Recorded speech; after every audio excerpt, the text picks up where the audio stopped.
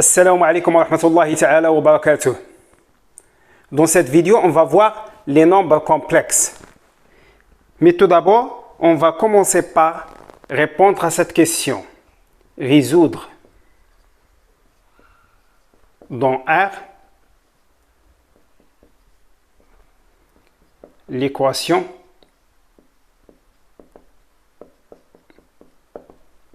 x au carré plus 1 est égal à 0. On a x au carré plus 1 est égal à 0, signifie que x au carré est égal à moins 1. Cette équation n'a pas de solution dans l'ensemble R, car on ne peut pas avoir un élément de R qui est à la fois positif, parce qu'on a x au carré, et à la fois strictement négatif. Donc on dit que E n'a pas de solution dans l'ensemble R. Pour résoudre cette équation, il faut sortir de l'univers de R. Et donc, il faut envisager un nouveau ensemble. Cet ensemble s'appelle C. Cet ensemble contient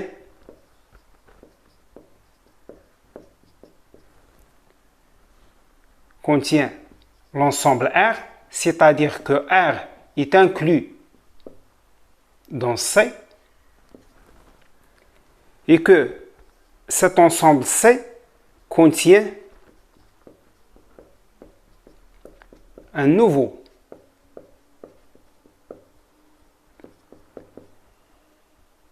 élément I tel que I au carré est égal à moins 1. Cet ensemble C s'appelle ensemble des nombres complexes.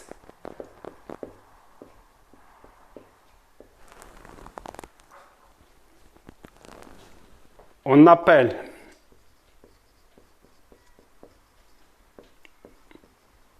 nombre complexe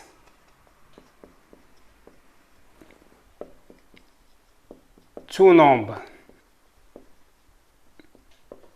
Z qui peut s'écrire de manière unique sur la forme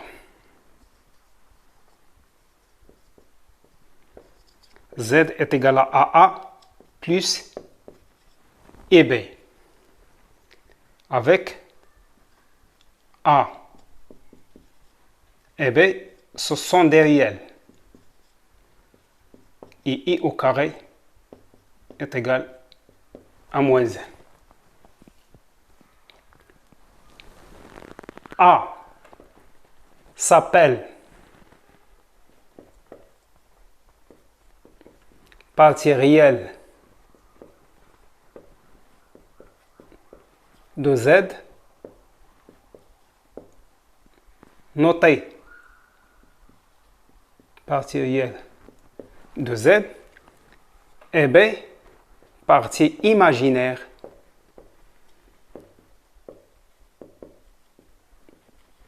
de Z, notée imaginaire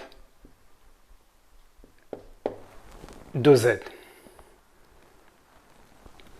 Et l'écriture Z est égal à A plus et B,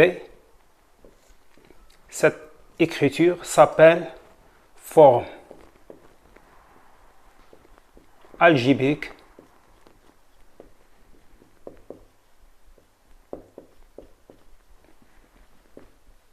de Z. Soit Z est égal à A plus EB. où A et B sont des réels.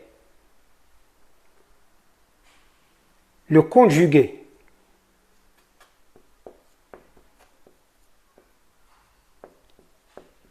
de Z et Z bar, on note le conjugué de Z, c'est Z bar est égal à A moins IB. C'est-à-dire que le conjugué de Z est égal à la partie réelle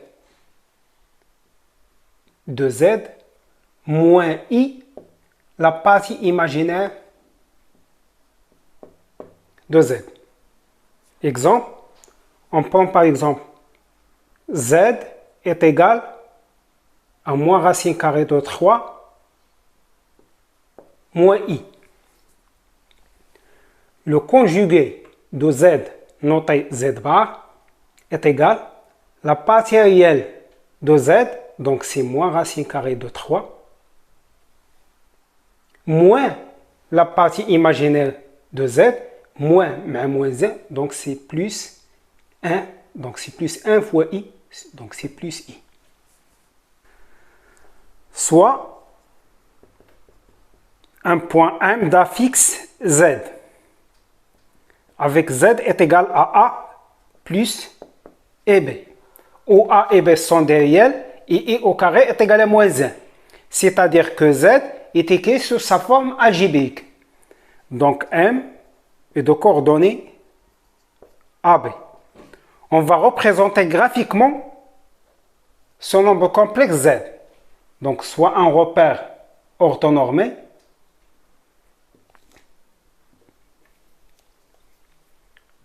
O, U, V.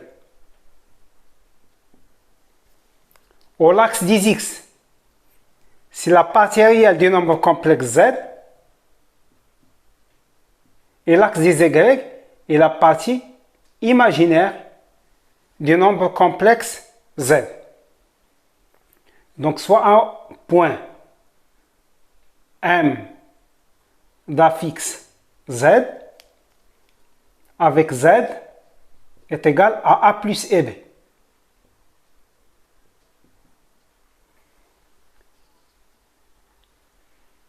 L'abscisse de M, c'est la partie réelle de Z. Donc, c'est petit a. Et l'ordonnée de M, c'est la partie imaginaire de Z. Donc, c'est petit b.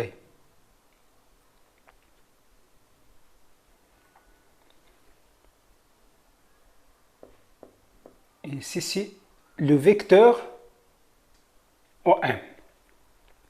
On appelle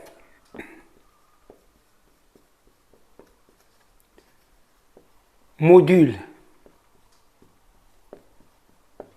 de Z le nombre réel positif noté module de Z avec module de Z égale à la distance OM. C'est la distance qui sépare l'origine O au point M. Or, ce triangle est un triangle rectangle. Donc, on peut appliquer le théorème de Pythagore. Donc, l'hypoténuse au carré, c'est OM au carré, est égal à petit a au carré, plus c'est petit b au carré. Donc, OM est égal à racine carrée de a au carré plus b au carré. Donc, le module de Z est égal à OM est égal à la racine carrée de a au carré plus b au carré. Exemple,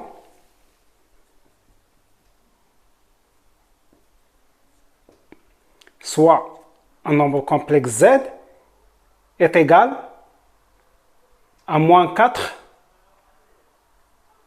moins 3i. C'est-à-dire que la partie réelle de z est égale à moins 4. Et la partie imaginaire de z, c'est le coefficient limite i. Donc c'est moins 3. C'est égal à moins tau. Le module de z est égal à la racine carrée de la partie réelle au carré de z, donc c'est moins 4 au carré, plus la partie imaginaire au carré, donc plus moins 3 au carré, est égal à la racine carrée, moins 4 au carré c'est 16, plus moins 3 au carré c'est 9. Donc est égal à la racine carrée.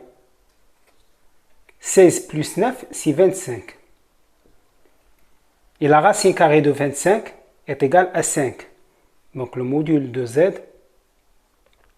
est égal à 5.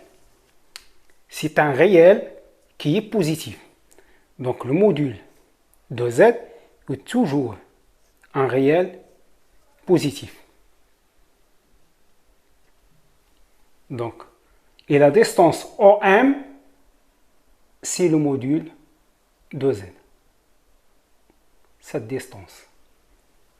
On va prendre maintenant z différent de 0. L'angle formé par le vecteur U avec le vecteur OM qu'on note, ou le vecteur, l'angle formé par OU avec OM, c'est cet angle qu'on note θ est égal à θ, s'appelle argument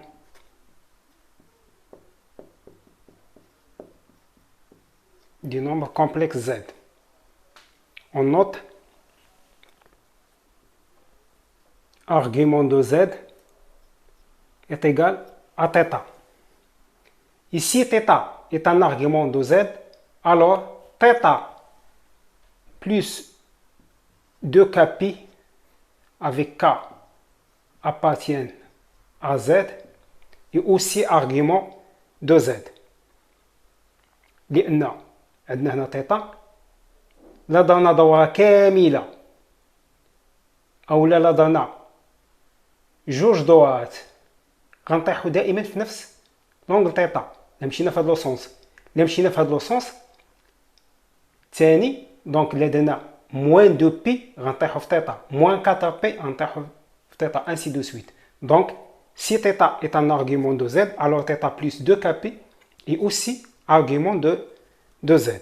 C'est-à-dire que z admet une infinité d'arguments. On note aussi argument de z est égal à θ modulo 2π.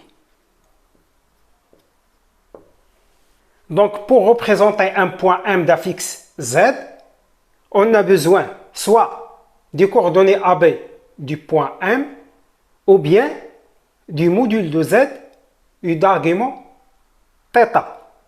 Maintenant, on va voir la relation qu'il est module de z et θ avec les coordonnées AB du point M d'affixe z.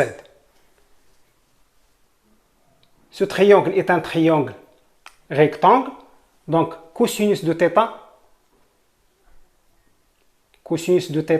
est égal côté adjacent c'est A sur le module de z. Signifie que A est égal à module de z multiplié par cosinus de θ. Et sinus de θ est égal le côté opposé CB sur le module de z, l'hypoténuse. implique que B est égal au module de Z multiplié par sinus θ. On a Z est égal à A plus EB. C'est la forme algébrique du nombre complexe Z. Donc Z est égal, on va remplacer A et B par ces valeurs. Donc A, c'est le module de Z qui multiplie cosinus de θ plus I, et B, c'est le module de Z fois sinus de θ. On remarque que le module de Z est un facteur commun. Donc on va factoriser par le module de Z. Module de Z, facteur de cosinus de θ plus I sinus de θ. Cette forme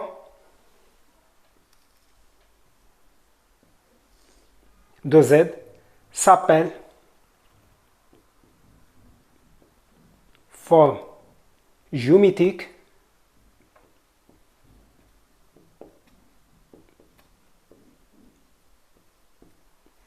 de Z.